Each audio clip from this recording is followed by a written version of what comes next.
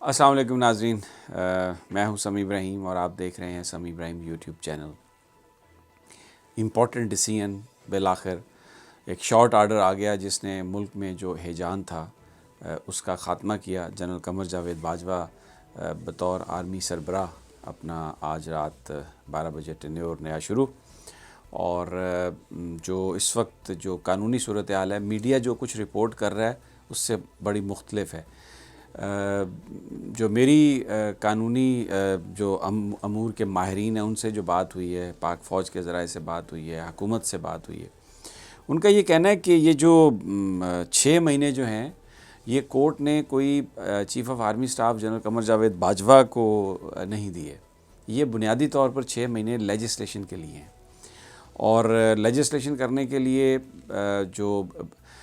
بہت سارے جو میڈیا ہاؤسز پہ جو بات ہو رہی ہے کہ جی کوئی آئین میں ترمیم کی ضرورت ہے، ایسا کچھ نہیں ہے۔ آئین میں آرٹیکل 243 بالکل واضح ہے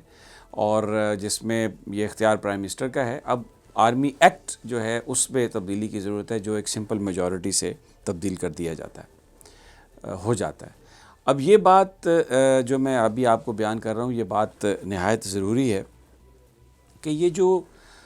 6 مہینے کی جو مہلت دی گئی ہے، یہ جنرل قمر جاوید باجوہ کے حوالے سے نہیں دی گئی۔ یہ بنیادی طور پر جو 6 مہینے کی مہلت دی گئی ہے لیجسلیشن کے لیے، یہ جو سی او ایس ہیں، چیف آف آرمی سٹاف، ان کی اپوائنٹمنٹ کے طریقہ کار کے حوالے سے دی گئی ہے کہ ان کی ایکسٹینشن اور وہ جو اگر ری اپوائنٹمنٹ ہے تو وہ کس طرح سے ہونی ہے۔ It is not about general Qamar Javed Bajwa, لیکن کیونکہ قمر جاوید باجوہ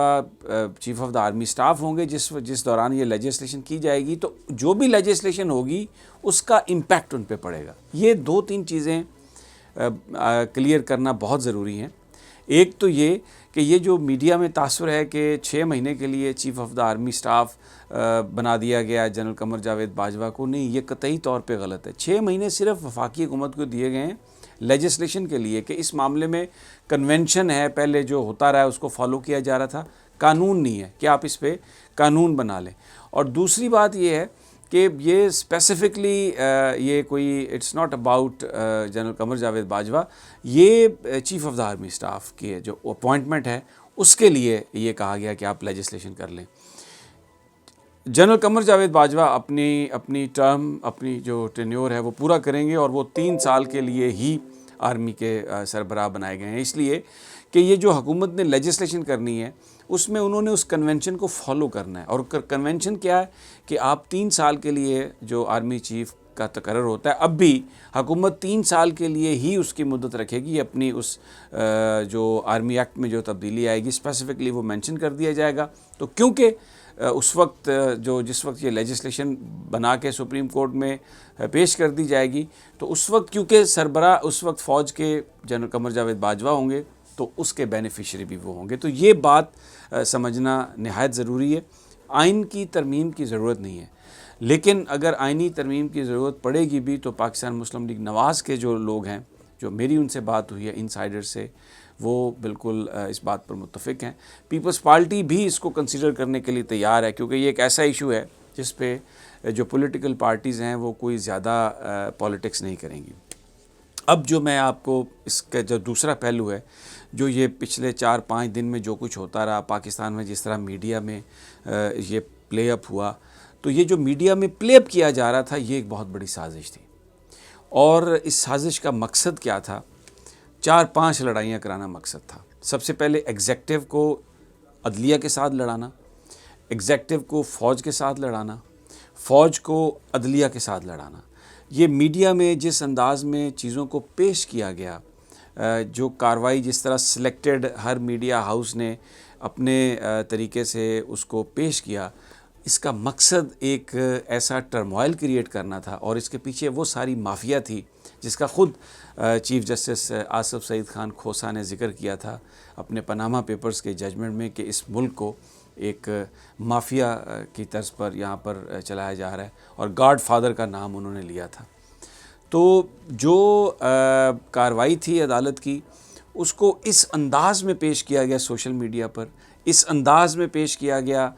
پاکستان کے نیشنل میڈیا کے بعض آؤٹلیٹس پر، کہ اس سے یہ تاثر آئے کہ جیسے عدلیہ اور ایگزیکٹو کے درمیان بڑی لڑائی ہو رہی ہے، اور جو پاکستان کی عدلیہ ہے وہ بار بار جو حکومت ہے اس کو نااہل قرار دے رہی ہے۔ پھر اس کے ساتھ دوسری طرف یہ تھا کہ جب جو مختلف جو اس کے جو کارروائی تھی اس کو اس انداز میں، اس رنگ میں میڈیا میں اچھالا گیا کہ اس سے جو پاکستان کے جو سیکیورٹی کے ادارے ہیں ان کا جو امیج ہے اس کو مجروح کیا جا سکے، اور پھر اس کو بھارتی میڈیا نے بھی اٹھایا، پوری دنیا میں اس کا اس طریقے سے پرچار کیا گیا، کیونکہ پوری دنیا کا جو ٹارگٹ ہے وہ پاکستان کی فوج اور پاکستان کی عدلیہ، یہ آپ یاد رکھیں، دونوں ادارے ان کا ٹارگٹ ہیں۔ تو یہ جو ساری کی ساری یہ جو آج عمران خان پرائم منسٹر نے جس سازش کا ذکر کیا کہ وہ لوگ ان کو منہ کی کھانی پڑی جو یہ چاہ رہے تھے، اور میں 2-3 دن رہا سپریم کورٹ میں موجود، میں نے وہاں پہ دیکھا پہلے دن جب یہ نوٹیفیکیشن جو تقرری کا تھا، جب کورٹ نے اس کو سسپینڈ کیا تو میں نے دیکھا لوگوں کے چہرے کھلے ہوئے تھے، پھر اس کے بعد دوسرے دن اور بھی بہت سارے کھلے ہوئے تھے۔ لیکن کل شام میں جس وقت چیف جسٹس آصف سعید خان کھوسہ صاحب نے یہ کہا تھا کہ ہم اس مسئلے کو حل کرنا چاہتے ہیں، تو وہ چہرے تھوڑا بجھنا شروع ہو گئے تھے، تھوڑی تھوڑی ان میں جو ایک رونق تھی نا، جو لالی تھی چہروں کی، وہ ان چہروں کی لالی چلی گئی، اور آج تو ایسی تھی جیسے میاں مر گئی ہو، آج تو جیسے میاں مر گئی ہو ایسی صورتحال تھی، اور سنبھالے نہیں سنبھلتے تھے۔ اور شروع میں صبح کے وقت ذرا تھوڑا رش تھا، اس کے بعد تو پھر ایک ہو کا عالم طاری ہو گیا، باہر کوریڈور میں ہم لوگ آئے اور بڑے پریشان سے لوگ تھے، کی ہو گیا، یہ ایسا نہیں ہونا چاہیے تھا۔ تو ان کی جو انٹینشنز ہیں اس کو بالکل رائٹلی پرائم منسٹر نے اس کو پوائنٹ آؤٹ کیا کہ وہ ان لوگوں کو شکست ہوئی۔ اب میں آپ کو بتاتا ہوں کہ کس حد تک ڈس انفارمیشن پھیلائی گئی ہے، کس حد تک چیزوں کو غلط انداز میں پیش کیا گیا، یہاں تک یہ سوشل میڈیا پر یہ ٹویٹس کیے گئے ہیں، سوشل میڈیا پر یہ ویڈیوز اس کی چڑھائی گئی ہیں کہ جناب دھمکی دے دی گئی کہ ایمرجنسی لگا دی جائے گی، دھمکی دے دی گئی کہ ہم یہ کر لیں گے، اور پھر یہ دھمکی دی گئی، یہ بھی تاثر دینے کی کوشش کی گئی کہ کچھ ایسی باتیں ہوئی ہیں کہ ایگزیکٹو جو ہے انہوں نے اپنا پلان بی پلان سی تیار کر لیا تھا۔ مقصد صرف ایک تھا کہ ان اداروں کے درمیان کسی نہ کسی طریقے سے کوئی اتنی غلط فہمی پیدا کر دی جائے میڈیا کے ذریعے کہ کچھ نہ کچھ ہو جائے، لیکن وہ چیز جو ہے وہ ناکام ہو گئی۔ اب کچھ میں آپ کو تھوڑی سی جو پرائم منسٹر ہاؤس کے اندر جو کچھ ہوا اس کی بھی آپ کو میں روایات سنانا چاہتا ہوں۔ پرائم منسٹر بہت ڈسٹرب ہے۔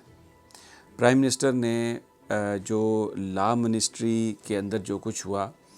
اس پر یہ بات تو اپنی جگہ پہ درست ہے کہ انہوں نے لوگوں کے سامنے میٹنگز میں کسی کو برا بھلا نہیں کہا، لیکن جو ان کے اپنے کلوز کانفیڈنٹس ہیں ان کے ساتھ انہوں نے یہ بات شیئر کی ہے کہ وہ اس حوالے سے ناخوش ہیں، کیونکہ یہ جو سمری والا معاملہ ہے اس میں یہ ہونا چاہیے تھا، بہت سارے جو کلوز ان کے کانفیڈنٹس ہیں ان کے نزدیک وہ کہتے ہیں کہ اس طرح سے ہونا چاہیے تھا کہ اگر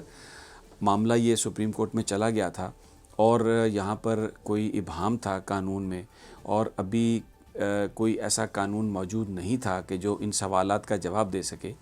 تو عدالت سے جا کے ریکویسٹ کرنی چاہیے تھی لا منسٹری کو، اور ان کو یہ سب بتانا چاہیے تھا کہ جناب یہ قوانین ہیں، اس طریقے سے کنونشنز کو ہم فالو کرتے رہیں، آپ ہمیں ٹائم دیں تو ہم اس حوالے سے قانون سازی بھی کر لیں گے۔ لیکن جس انداز میں اس کو ڈیفینڈ کرنے کی کوشش کی گئی ہے اور پھر جس طریقے سے سمریاں بنا کے پیش کی گئی ہیں، یعنی میں نے اپنی پچھلی ویڈیو میں بھی آپ کو یہ بتایا تھا کہ ایک سمری جو آخری سمری تھی اس میں کابینہ نے اپروول دی اس بات کی کہ جنرل قمر جاوید باجوہ کی ری اپوائنٹمنٹ کی جا رہی ہے، اور وہ صدر صاحب کے پاس چلی گئی۔ جب وہاں سے نوٹیفیکیشن آیا تو اس میں ری اپوائنٹمنٹ نہیں، اس میں ایکسٹینشن لکھی ہوئی تھی۔ تو عدالت نے ویری رائٹلی اس بات کو پوائنٹ آؤٹ کیا، اور پھر جس انداز میں بہت ساری ان چیزوں کو جو سوالات جو تھے اندر جو کیے جاتے تھے ان کو جس طرح سے جس انداز میں باہر آ کے اس کو پیش کیا گیا، اور جس وقت وہ سب کچھ ہو رہا تھا تو جن لوگوں سے یہ سوالات کیے جا رہے تھے انہوں نے اس بات کی کوئی وضاحت نہیں کی۔ پرائم منسٹر یہ سمجھتے ہیں، اپنے ساتھیوں سے انہوں نے کہا کہ یہ وزارت قانون کا فرض تھا، جو ہمارے لا آفیسرز ہیں، کہ وہ سپریم کورٹ آف پاکستان کے اندر جو پروسیڈنگ ہو رہی تھی اگر وہ کہیں پر غلط رپورٹ ہو رہی ہے یا سوشل میڈیا ایک پرسیپشن بلڈ کر رہا ہے تو ان کو اس بات کی وضاحت دینی چاہیے تھی. اور یہ پرائم منسٹر نے جب اس بات پر سخت ناگواری کا اظہار کیا تو اس کے بعد آج جب پریس کانفرنس ہوئی ہے تو اس میں فروغ نسیم صاحب نے بھی یہ بات کی کہ جی وہ جو اندر باتیں ہو رہی تھیں وہ تو بالکل ایک لطیف پیرائے میں ہو رہی تھیں, وہ تو ایک ہنسی مذاق کی بات تھی, کیونکہ وہ اس کا کوئی اس طرح سے ان کا مقصد کسی کا کوئی ایسا نہیں تھا. لیکن جس وقت یہ باتیں سوشل میڈیا پر اٹھائی جا رہی تھیں, جس وقت یہ باتیں کی جا رہی تھیں, اس وقت کسی نے اس ڈیمیج کو کنٹرول کرنے کی کوشش نہیں کی. یہ بات پرائم منسٹر نے اس بات کا بڑا سختی سے نوٹس لیا اور ہمیں ذرائع ہمارے بتا رہے ہیں کہ جو ری ویمپنگ ہونی ہے, وزارتوں کی جو ری ویمپنگ ہونی ہے, اس میں جو لا منسٹری ہے اس کے اندر تبدیلی آئے گی. اور ایک اور بات بھی ہمیں پتہ چلی کہ یہ اس طرح کیوں ہوا, یہ میں آپ کے ساتھ شیئر کر رہا ہوں بالکل فرسٹ ہینڈ انفارمیشن, کہ جو یہ سمریاں بنائی گئیں یہ وزارت قانون کے ان آفیسرز نے نہیں بنائی جو وہاں پہ کام کرتے ہیں, ان آفیسرز نے نہیں بنائی جو ماضی میں بھی جن کے ہاتھوں سے اس طرح کی چیزیں جاتی رہی ہیں. یہ کیونکہ اس وقت جو لا منسٹری ہے اس میں ظاہر ہے ایک پولیٹیکل کنٹرول ہے, تو بہت سارے جو ان کے دوست ساتھی ہیں, جو لائرز ہیں, جو وزارت سے باہر ہیں, ان سے یہ ساری سمریاں بنوائی گئیں. ان سے کہا گیا کہ آپ اس معاملے کو دیکھیں, اور کیونکہ ان کے پاس ایکسپیرینس نہیں تھا, انہوں نے چیزوں کو صحیح طریقے سے کاپی بھی نہیں کیا, اور پھر جب سمریز موو ہو رہی تھی تو جو ان کے فائنل ڈرافٹ تھے ان پر انہوں نے نظر نہیں ڈالی. اور اس میں میرے ذرائع یہ بتا رہے ہیں کہ بہت سارے ایسے لوگ تھے وزارت قانون میں جو اپنے اعلیٰ حکام کی اجازت کے بغیر, ان کی آنکھوں میں دھول جھونک کے, جن کے ذمے یہ کام لگایا گیا تھا کہ کسی طریقے سے آپ رخ نہ ڈالیں, کسی طریقے سے ایسی فضا قائم ہو مسٹرسٹ کی کہ یہ ادارے آپس میں لڑیں. یہ ایک بہت بڑی سازش تھی, اور یہ وہ سازش ہے جس کا ذکر پرائم منسٹر عمران خان نے کیا, اور اس حوالے سے جو کچھ کریکٹرز کو پن پوائنٹ بھی کیا گیا, کچھ جو لوگ ہیں ان کی موومنٹ کو بھی فالو کیا گیا, اور کچھ لوگ ایسے ہیں جن کے جو جس طرح کہیں پہ کوئی واقعہ ہو جاتا ہے تو جیو فینسنگ کی جاتی ہے, اور ان کے موبائلز کا ڈیٹا ایک سرٹن جو ٹائم پیریڈ ہے اس میں اس کو حاصل کیا جاتا ہے, اس کو دیکھا جاتا ہے. تو وہ جو موبائل کا جو ڈیٹا ہے اور جو دوسری چیزیں ہیں ان کو بھی دیکھا جا رہا ہے. اور مجھے یہ بتایا گیا ہے جو حکومت کے اندر لوگ ہیں ان کا یہ کہنا ہے کہ بہت جلد